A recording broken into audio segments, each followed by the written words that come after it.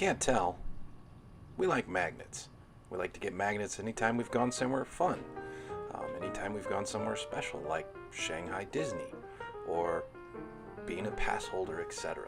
But we've been buying magnets for a long time, and we buy one every time we go to Disney World. Starting in 2011, we've been buying these little rubber ones. But the problem is, they're curling, and they take a lot of space. And we've been there a lot. So, I found a way to fix it. With some super glue, a couple magnets off Amazon, and cut off the back.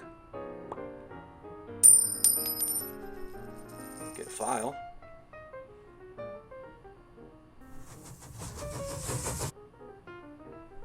Pick a magnet that has the right depth. Make sure you can get around all the stuff. Sometimes there's some height issues. Add a little glue. Maybe not that much glue. You need less glue than that. Apply. Then you can clean up your refrigerator. So the next time you need a magnet, just buy a pin. You have more options. They're going to last longer. They're not going to curl. And when you're done, you can clean up your refrigerator too. Thanks for stopping by. See you next time.